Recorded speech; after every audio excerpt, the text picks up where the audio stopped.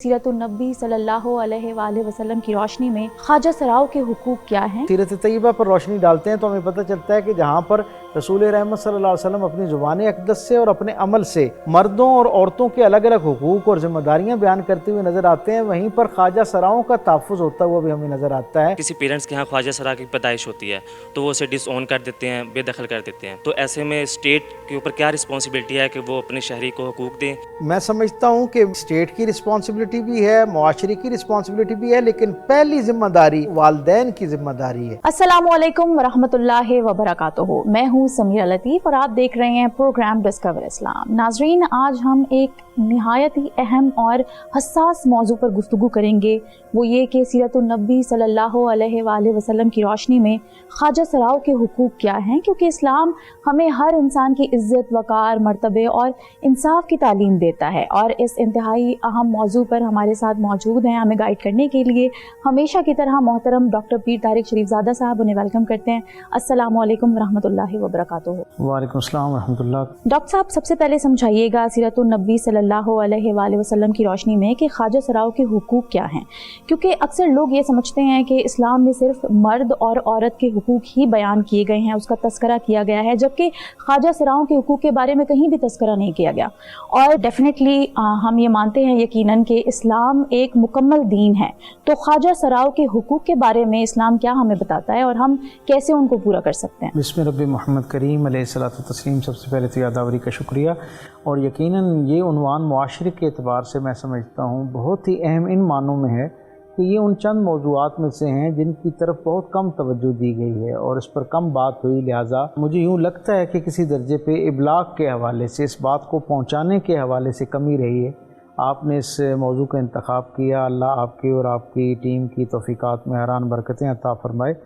दीन रहमत के बारे में हम सब ये जानते हैं कि ये एक इकलौता ऐसा निज़ाम हयात है जो खुश्क व तर, मजलिस व तन्हाई, हर तरह के हालात पर हमें जो है वो न सिर्फ रोशनी अता फ़रमाता है बल्कि मुकम्मल जामे एक निज़ाम जो है उसकी शक्ल में हमारी रहनुमाई करता हुआ नज़र आता है। ये कैसे हो सकता है कि कैसा निज़ाम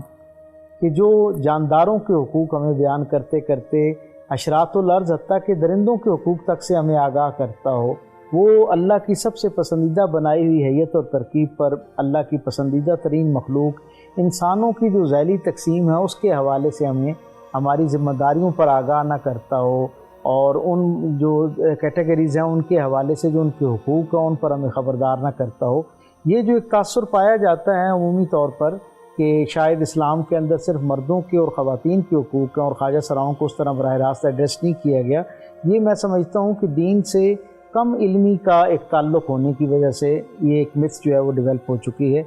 हम जानते हैं कि दीन रहमत का तसव्वुर ये है कि कोई शख्सियत भी जो पैदा होती है, जो बच्चा दुनिया के अंदर आता है, वो मिजाजन या तज़कीर के ज़ैल में होता है या तानीस के ज़ैल में होता है, यानी या मुअन्नस होता है या मुज़क्कर होता है। और हम जानते हैं और आज की मेडिकल साइंस भी इस बात को यानी मानती है और इस पे इसकी तायीद करती हुई नज़र आती है कि वो बच्चे जिन्हें उर्फियत में हम ख्वाजा सरा कहते हैं, उनके अंदर भी दोनों तरह के टेम्परामेंट्स पाए जाते हैं, यानी उनके मिजाज में किसी एक तरफ रग़बत जो है वो ज़्यादा नुमायाँ नज़र आती है। यानी पैदाइशी तौर पर जो हैं कुछ बच्चे जो हैं वो बेटे के तौर पर पैदा होते हैं, लेकिन उनकी रग़बत जो है वो तानीस की तरफ ज़्यादा होती है, यानी ख़वातीन का आसार ज़्यादा पाए जाते हैं या टेम्परामेंट उनका ज़्यादा पाया जाता है।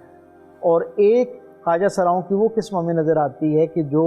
अगले दर्जे पर जाते हुए जिनकी जो टेम्परामेंट जो है वो मर्दों की तरफ ज़्यादा होती है, लेकिन फ़ी नफ्सी ही अल्लाह रब्बुल इज़्ज़त ने उनको एक औरत के तौर पे पैदा किया होता है। तो ये दोनों तरह की जो तकसीम है, असल में तो ये दो ही तकसीमें हैं, लेकिन दीन रहमत बहुत हकीकत पसंदाना अंदाज में हिदायत और रहनुमाई अता करता है। गोया या हम जब सीरत तैयबा पर रोशनी डालते हैं तो हमें पता चलता है कि जहाँ पर रसूल रहमत सल्लल्लाहु अलैहि वसल्लम अपनी ज़ुबान अक़दस से और अपने अमल से मर्दों और औरतों के अलग अलग हुकूक और ज़िम्मेदारियाँ बयान करते हुए नज़र आते हैं, वहीं पर ख्वाजा सराओं का तहफ़्फ़ुज़ होता हुआ भी हमें नज़र आता है। ये जो मुआशरे के अंदर एक महरूम तबके के तौर पर, एक पसमानदा तबके के तौर पर लिया गया, आप तसव्वुर करें कि वो मुआशरा जहाँ पर औरतों को भी इंसान नहीं समझा जाता था और इंसानियत से एक दर्जा नीचे की मखलूक तसव्वुर किया जाता था, रसूल अल्लाह सल्लल्लाहु अलैहि वसल्लम ने जहाँ औरतों के हुकूक बयान किए, वहाँ पर अल्लाह की प्यारी मखलूक, पसंदीदा मखलूक ख्वाजा सरा जो हैं उनके हवाले से भी बहुत एहतमाम के साथ जो है اپنے نہ صرف قول کے ذریعے ہمیں ہدایت عطا فرمائی بلکہ اپنے عمل سے بھی ہمیں ایک رہنمائی عطا فرمائی۔ خود سرکار دو عالم کے اپنے خدمتگاروں میں آپ تصور کریں 1.25 لاکھ کے قریب اصحاب رسول ہیں۔ حضور کے زمانے میں ایمان لانے والوں کی تعداد سیرت نگار بتاتے ہیں کہ 1,40,000 یا 1,44,000 کے قریب موجود ہے۔ حضور کے خدمتگاروں میں جہاں حضرت انس بن مالک رضی اللہ تعالیٰ عنہ جیسی ہستیاں، حضرت ابو دردہ رضی اللہ تعالیٰ عنہ جیسی ہستیاں اور حضرت بلال حبشی رضی اللہ تعالیٰ عنہ جیسی ہستیاں نظر آتی ہیں، وہیں پر حضرت رافع جیسی ہستیاں جو ہیں، حضرت معذورہ جو ہیں، ان جیسی شخصیات سرکار دو عالم صلی اللہ علیہ وسلم کے خدمتگاروں میں نظر آتے ہیں جو خواجہ سرا ہیں۔ سرکار دو عالم صلی اللہ علیہ وسلم نے ان خواجہ سراؤں کو بھی اپنی اس عزت افزائی، عزت کا جو ایک پہلو تھا اس کے اندر شریک فرمایا اور انہیں اہتمام کے ساتھ توجہ دی۔ اور نہ صرف یہ کہ حضور نے ان کو اس عزت میں شریک کیا بلکہ ان کے لیے ان کے حقوق کے تحفظ کے طور پر بار بار اصحاب کو ترغیب بھی دلائی۔ یعنی سیرت نگار لکھتے ہیں کہ حضرت رافع جو ہیں وہ حضور کی خدمت پر مامور تھے، حضور ایک سفر پر جانے لگے، اصحاب بھی ساتھ سفر اختیار کرنا چاہ رہے تھے، سرکار دو عالم کی سواری موجود تھی اور سامان باندھا جا رہا تھا۔ حضرت رافع جو ہیں وہ اپنی جسامت کی بنیاد پر خواہش کے باوجود کوشش کر رہے تھے کہ سامان جو ہے وہ اونٹ پر سوار ہو سکے، لیکن وہ ان سے اٹھا کے رکھا نہیں جا رہا تھا، سامان زیادہ وزنی تھا۔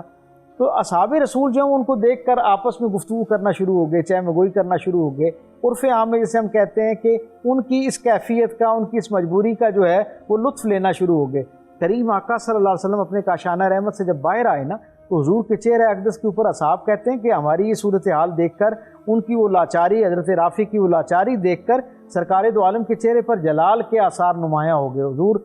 جو ہے وہ آگے بڑھے اور حضور نے ان کے ساتھ مل کر خود ان کے کام میں معاونت کی اور اصحاب کو کہا کہ اللہ جب تم ایک دوسرے کی مدد کرتے ہو کسی مشقت میں، ایک دوسرے کی مصیبت اور مشقت کو کم کرنے کے لیے، تو اللہ جتنا تمہیں اجر عطا کرتا ہے، جب ان کے لیے مشقت میں آسانی پیدا کرتے ہو تو اللہ تمہیں 2 گنا اجر عطا کرتا ہے۔ کیا بات ہے، کیا کہنے، زبردست ڈاکٹر صاحب، بہترین طریقے سے بیان کیا۔ ہمارے ساتھ یونیورسٹی اسٹوڈنٹس بھی ہیں جو آپ سے سوالات کرنا چاہ رہے ہیں، ہم چلتے ہیں ان کی جانب، ان سے سوال لیتے ہیں۔ جی، پہلا سوال کون کرے گا؟ میرا نام ساحل سرور ہے اور میں لاہور اسکول آف لا میں پارٹ 2 کا اسٹوڈنٹ ہوں۔ سر، جیسا کہ قرآن میں بیان کیا گیا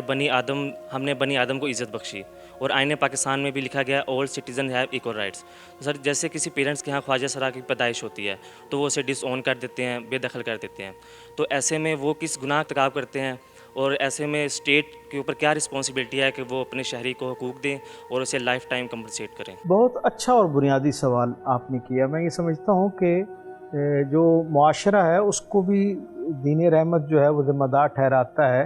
افراد معاشرہ کے حقوق کے حوالے سے، اور یقیناً اسٹیٹ کی بھی ایک رسپانسبلٹی بنتی ہے، اور خاص صورتحال میں خاص طبقات کے لیے تو زیادہ جسے کہتے ہیں زور دے کر دین اسلام جو ہے وہ اس کی ترغیب دلاتا ہے۔ لیکن ذمہ داریوں کا یہ سفر جو ہے وہ سب سے پہلے جو قربت کے رشتے ہیں ان سے شروع ہوتا ہے، اور میں یہ سمجھتا ہوں کہ اگر پہلے قدم پر جب کسی گھر کے اندر خواجہ سرا پیدا ہوتا ہے، اس بچے کو اس کے والدین کے ظلم سے بچا لیا جائے، اور ان کے دل میں وہ جو ایک معاشرے کا خوف پایا جاتا ہے، اور جو ان کی طرف سے ایک بہت دردناک ظلم والی کیفیت ہو جاتی ہے کہ وہ اپنے وجود سے زندگی پانے والے ایک نومولود کو صرف اس کی جینڈر ڈسکریمنیشن کی بنیاد پر ڈس اون کرنا شروع کر دیتے ہیں، اسے معاشرے سے چھپانا شروع کر دیتے ہیں، حتیٰ کہ اپنے افراد خاندان جو ہیں ان سے بھی چھپانا شروع کر دیتے ہیں، اور پھر ان کی کوشش ہوتی ہے کہ کسی طرح جو ہے یہ بچہ جو ہے وہ ایک خاص انداز میں، خاص ماحول میں جو ہمارے باقی بچے ہیں ان کے ساتھ مکس نہ ہو، اور یہ کوئی گویا اس کی اپنی الگ سے زندگی شروع ہو جائے۔ اور پھر معاشرے کے اندر ہم دیکھتے ہیں کہ خواجہ سراؤں کے جو بزرگ ہوتے ہیں وہ ان بچوں کو لے جاتے ہیں اور پھر ایک خاص طرح کے ماحول کا حصہ بن جاتے ہیں۔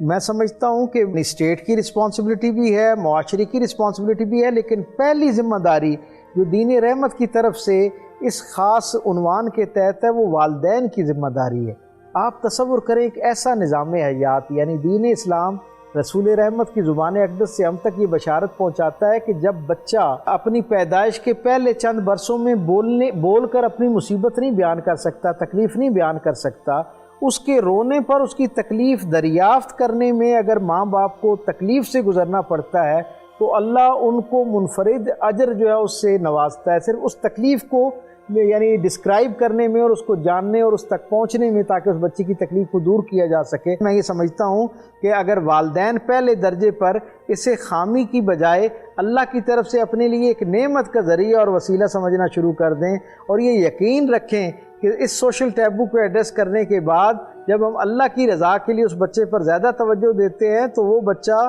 اللہ کے ہاں ہمارے لیے منفرد رحمت کا ذریعہ بھی بن رہا ہوتا ہے اور دعاؤں کی قبولیت کا ذریعہ بھی بن رہا ہوتا ہے. گفتگو کا سلسلہ جاری رہے گا, کہیں مت جائیے گا, ہمارے ساتھ جڑے رہیے گا.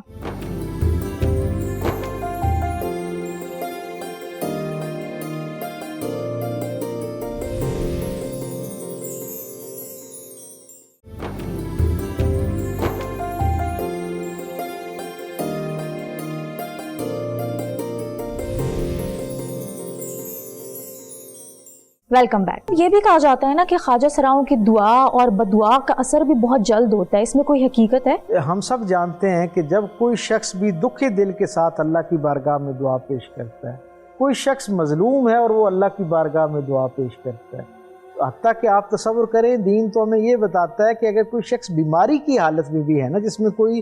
کسی اور شخص کا عمل دخل موجود نہیں, وہ خود بیماری کی حالت میں اس تکلیف میں دعا کرے تو اللہ کے ہاں وہ زیادہ قبول کی جاتی ہے. تو آپ خود تصور کریں کہ جو معاشرے کی طرف سے ملنے والے زخموں سے چور ہوں اور جن کی شخصیت کو مجروح کر دیا گیا اور جنہیں پیدائش کے پہلے لمحے سے لے کے ان کی یادداشت کے ابتدائی منظرناموں میں بھی معاشرے کی طرف سے تکھیر اور تحقیر اور مذاق کا جو ہے ان کو پہلو طنز کا پہلو ان کے ساتھ جو ہے وہ ایک رشتہ استوار کیا گیا اور معاشرے کی طرف سے جب وہ مظلوم اور دکھ دل کے ساتھ اللہ کی بارگاہ میں کوئی دعا یا عرضی پیش کرتے ہیں تو یقیناً ان کی دعا اللہ کے ہاں زیادہ جو ہے وہ توجہ کے ساتھ سنی جاتی ہے. حضور نے خود فرمایا کہ مسافر کی دعا اور مظلوم کی دعا جو ہے وہ اللہ کی بارگاہ میں بہت تیزی کے ساتھ اور براہ راست پہنچائی جاتی ہے. آڈینس کے اگلے سوال کی جانب چلتے ہیں. جی کون کرے گا سوال؟ میرا نام قمر ریاض ہے, میں کامسرس یونیورسٹی لاہور میں میس میڈیا کی اسٹوڈنٹ ہوں. اچھا سر, میرا آپ سے سوال یہ ہے کہ خواجہ سرا کے لیے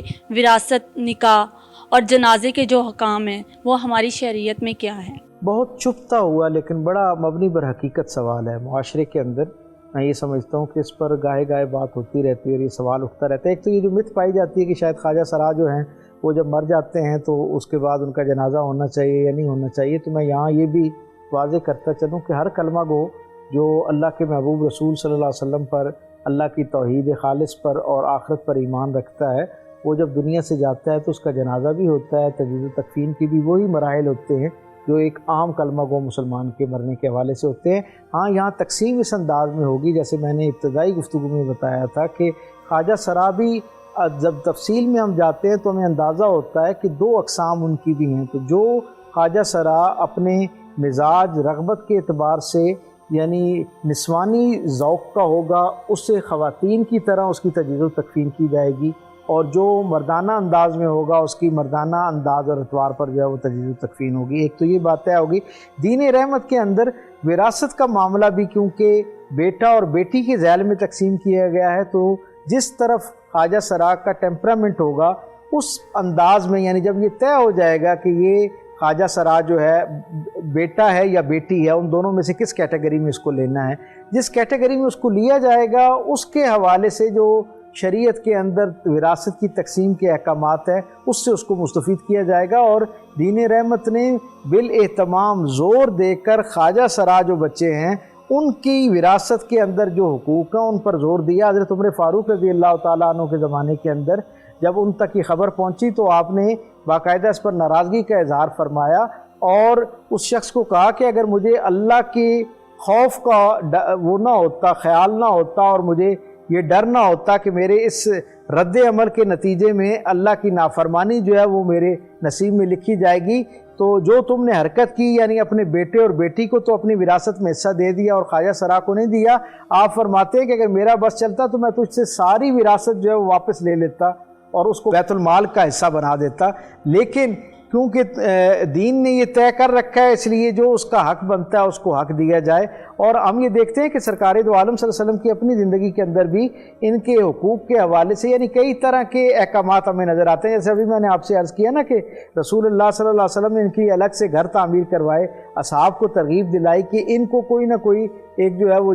ایک ان کا ذریعہ معاش بنایا جائے۔ حضرت عمر فاروق کے زمانے میں جب بصرہ کا شہر آباد ہونا تھا تو ان کے سامنے ایک نقشہ لایا گیا، ظاہر اس وقت دور کا معاملہ تھا، اور ایک نقشہ ان کو دکھایا گیا کہ ایک ترتیب سے شہر کو آباد کیا جائے۔ تو حضرت علی کرم اللہ وجہ کریم کو جب وہ نقشہ حضرت عمر فاروق نے دکھایا تو انہوں نے کہا کہ یہ کیسے ہو سکتا ہے کہ بصرہ کے گرد و نواح میں جہاں یہ بستی آباد ہونے جا رہی ہے وہاں خواجہ سراؤں کی تعداد موجود نہ ہو، تو ان کے لیے یہاں رہائش کے طور پر کوئی چیز جو ہے وہ نہیں رکھی گئی ہے۔ تو پھر وہاں سے باقاعدہ یعنی مدینہ طیبہ سے احکامات جاری ہوئے اور کہا گیا کہ ان کے لیے بھی باقاعدہ جو ہے وہ گھروں کا انتظام کیا جائے۔ اور جب گھروں کی جگہ کا تعین کرنے کا وقت آیا تو ایک طرف کر کے ان کے لیے جگہ مختص کی گئی، پھر دوبارہ یہ تجویز پیش کی گئی کہ ان کے مزاج کی نفاست اور نزاکت کو مد نظر رکھتے ہوئے انہیں ویرانے میں یا نسبتاً کم آبادی والے علاقے میں جگہ نہ دی جائے، بلکہ ان کو بالکل مرکز میں جہاں پر پانی بھی موجود تھا اور مارکیٹ بھی موجود تھی، جو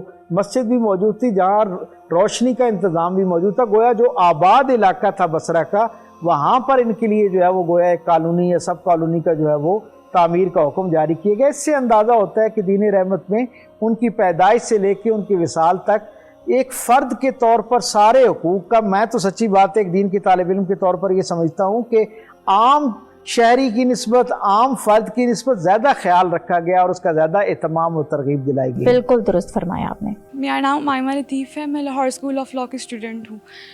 میرا سوال یہ ہے کہ خواجہ سراؤں کو جس طرح غلط القاب سے پکارا جاتا ہے، اسلام اس بارے میں ہمیں کیا بتاتا ہے اور یہ کیسے مفید شہری بن سکتے ہیں؟ یہ بہت اہم میں سمجھتا ہوں معاشرے کا ایک المیہ ہے کہ خواجہ سراؤں کو ابھی تک ہم اس طرح جو ہے وہ نہیں دے پائے عزت جو معاشرے میں ان کا حق ہے۔ ہم سب جانتے ہیں کہ دین رحمت جو ہے وہ تو عام لوگوں کو بھی قرآن حکیم کے اندر براہ راست اللہ کی ہدایت ہے، اور یہ فرمان ہے کہ عام لوگ بھی ایک دوسرے کو برے ناموں سے نہ پکاریں، ناپسندیدہ نام، ایسے نام جنہیں سن کر سامنے والا راحت محسوس کرنے کی بجائے کوفت محسوس کرے، شرمندگی محسوس کرے، ان ناموں سے پکارنے پر اللہ رب العزت نے منع فرمایا ہے، اپنی ناپسندیدگی کا اظہار کیا ہے۔ بالکل جیسے عام لوگوں کو ناپسندیدہ نام سے نہیں پکارا جا سکتا، اسی طرح جو خواجہ سرا ہیں ان کے معاملے میں تو اور مزید جو ہے میں سمجھتا ہوں احتیاط کا تقاضا کرنا چاہیے۔ ایک صحابی سرکار دو عالم صلی اللہ علیہ وسلم کی بارگاہ میں آئے اور انہوں نے کہا کہ ایک صحابی جو ہیں وہ کسی مجلس میں موجود تھے اور میں اس مجلس کے پاس سے گزر رہا تھا، تو میں نے پیچھے سے آواز سنی کہ وہ جو مجلس میں بیٹھے ہوئے لوگ تھے ان میں ایک صحابی نے مجھ پر آوازہ کسا اور مجھے خواجہ سرا کہہ کے پکارا، جبکہ میں خواجہ سرا نہیں ہوں۔ وہ جو صحابی جنہوں پر یہ الزام تھا، جب سرکار دو عالم نے ان سے پوچھا تو انہوں نے کہا کہ یا رسول اللہ، ان کے مزاج کے اندر کسی درجے کی نسوانیت پائی جاتی ہے اور سارا مدینہ یہ جانتا ہے کہ ان کے مزاج میں کسی درجے پر نسوانیت ہے۔ وہ تو سرکار دو عالم نے اس سوال اٹھانے والے صحابی سے پوچھا کہ یہ جب آپ کو خواجہ سرا کہتے ہیں تو کیا آپ خواجہ سرا ہیں؟ انہوں نے کہا یا رسول اللہ، میں خواجہ سرا نہیں ہوں۔ تو سرکار دو عالم صلی اللہ علیہ وسلم کے چہرے کے اوپر جو ہے وہ جلال کے آثار نمودار ہوئے اور حضور نے فرمایا کہ جو شخص کسی شخص کو جو خواجہ سرا نہیں ہے اسے خواجہ سرا جیسے کہ کو عیب بنا کر اس سے نسبت دے، یعنی جیسے ہمارے ہاں کہہ دیا جاتا ہے نا کئی لوگوں کو ایک خاص ذوق میں کہ جی خواجہ سراؤں جیسا ہے، یا اس کا مزاج ویسا ہے، یا اس کی عادات اطوار، اس کی حرکات سکنات ویسی ہیں۔ حضور فرماتے ہیں اگر وہ خواجہ سرا نہیں ہے تو حضور کا حکم یہ ہے کہ ایسا الزام لگانے والا شخص جو ہے وہ 20 کوڑوں کا حقدار ہے، اسے 20 کوڑے لگائے جائیں تاکہ معاشرے کے اندر خواجہ سرا کی جو دل آزاری ہے اس کا وہ بھی نظام ختم ہو، دل آزاری جو ہے اس سے بھی معاشرہ پاک ہو اور اس کا وقار جو ہے وہ بحال ہو۔ جہاں تک آپ کے سوال کا دوسرا حصہ تھا کہ انہیں کس طرح شریک کار کیا جا سکتا ہے، تو جیسے میں نے پہلے بتایا کہ خود سرکار دو عالم صلی اللہ علیہ وسلم نے اصحاب کو کہا کہ انہیں جو ہے وہ شریک کار کیا جائے اور انہیں زندگی کے اندر اپنے ساتھ یعنی ان کو شامل کریں تاکہ ان کی زندگی کے جو تقاضے ہیں، ضروریات جو ہیں وہ بھی مال اسباب کی شکل میں، وسائل کی شکل میں پوری ہوتی رہیں۔ خود سرکار دو عالم صلی اللہ علیہ وسلم کے مزاج کا یہ حصہ میں نظر آتا ہے کہ جنگ جیسے معاملے میں بھی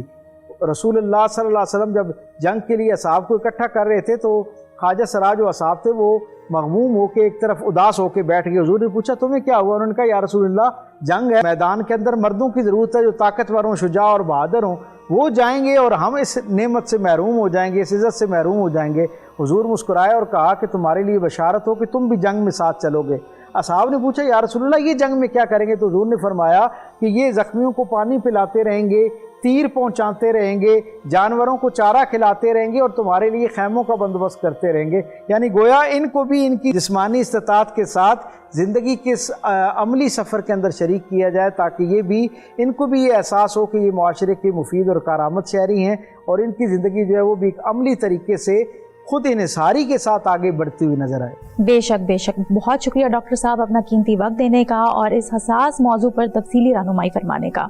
آپ سب لوگوں کا بھی بہت شکریہ. اس پیغام کے ساتھ اور اس دعا کے ساتھ میں اس شو کا اختتام کرتی ہوں کہ اللہ تعالیٰ ہم سب کو خواجہ سراؤں کی عزت اور شفقت کے ساتھ ہمیں پیش آنے کی توفیق عطا فرمائے. آمین ثم آمین. اپنا ڈھیر سارا خیال رکھیے گا اور دیکھتے رہیے گا ڈسکور اسلام.